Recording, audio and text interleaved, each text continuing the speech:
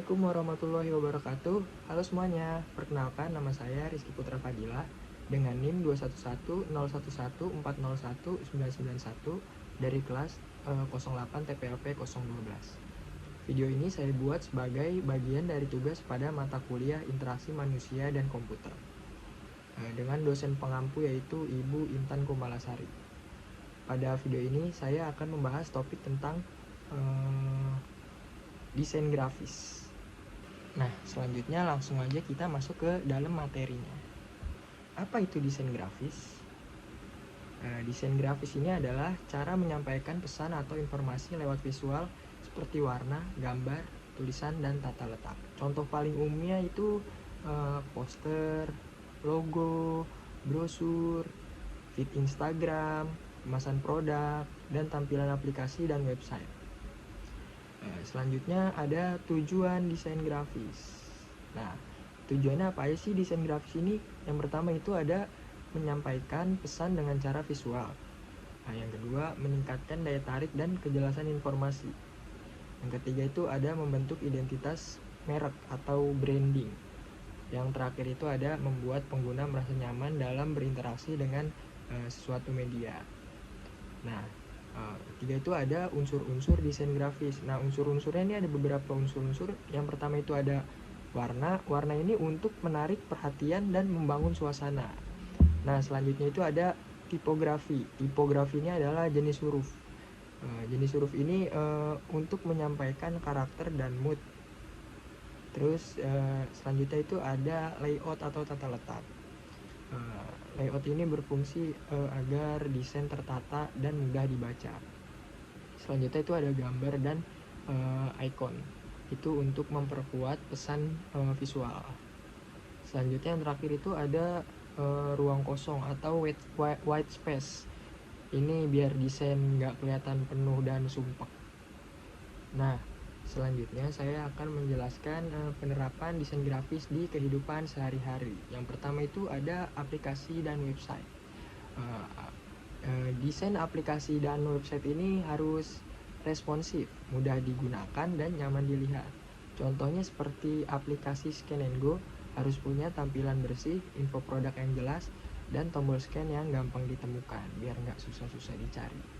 Yang kedua itu media sosial. Media sosial ini sekarang penting banget teman-teman, karena beberapa orang tuh ngelihat orang itu dari media sosialnya.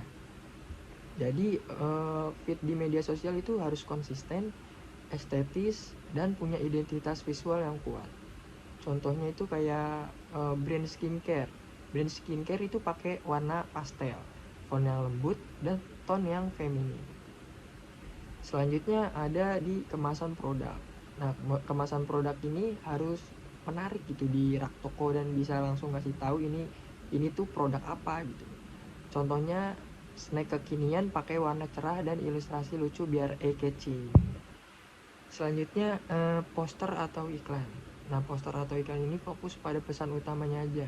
Kayak contohnya itu kayak diskon 50%.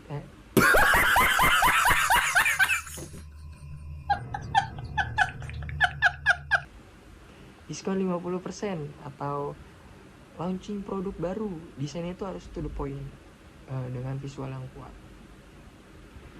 Selanjutnya branding logo atau identitas visual.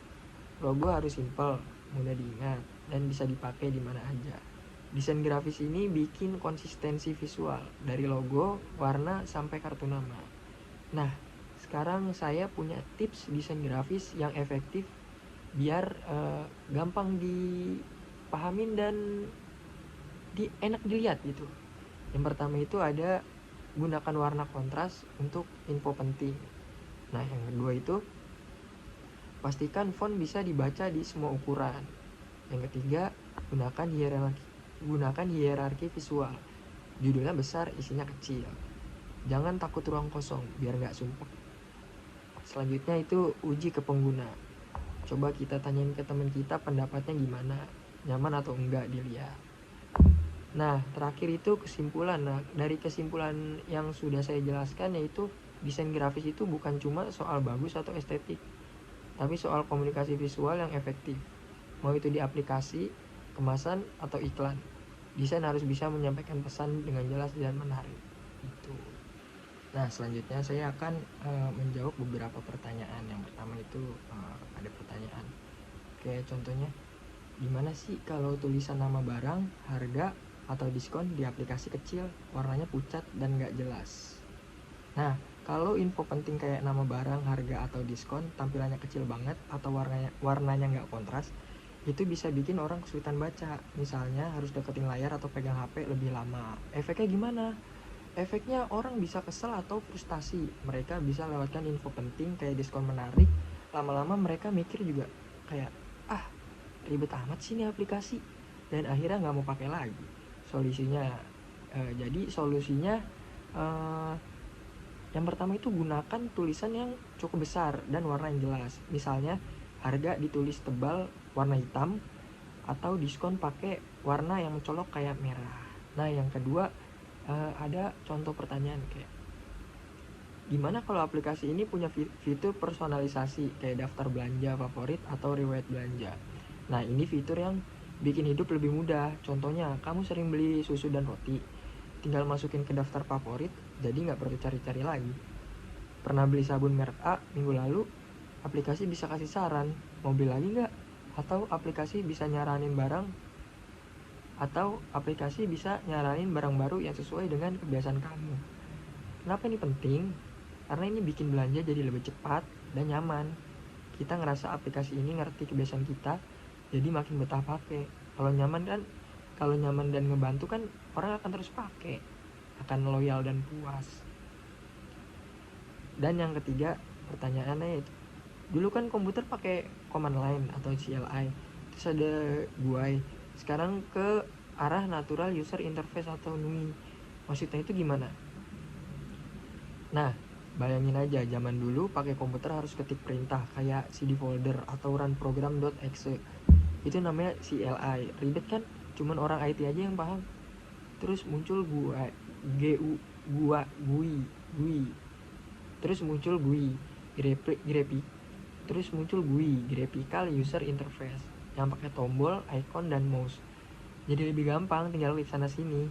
Nah, sekarang kan makin canggih nih. Muncul GUI. Nah, kan sekarang makin canggih nih.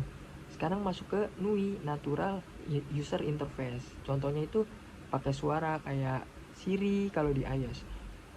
Terus kalau di Android biasanya ada Google Assistant. Selanjutnya ada pakai gestur, usap layar, atau angkat tangan. Selanjutnya ada pakai kamera atau AR, Augmented Reality. Gampang, kita tinggal nunjuk barang doang. Kenapa sih bisa berubah secepat ini? Perangkat keras makin canggih, HP makin cepat, kamera makin tajam. Orang pengen yang gampang dan natural. Inovasi software makin keren, bisa ngerti suara, gambar, dan gerakan. Intinya teknologi berubah karena orang pengen pengalaman yang makin gampang, cepat, dan terasa alami. Nah, mungkin segitu aja yang bisa saya jelaskan. Semoga bisa dipahamin sama teman-teman semuanya dan bisa menjadi ladang ilmu. Kurang lebihnya mohon maaf. Assalamualaikum warahmatullahi wabarakatuh. I'm an icon, man. I'm a girl about a 10. I should fuck her in a bed.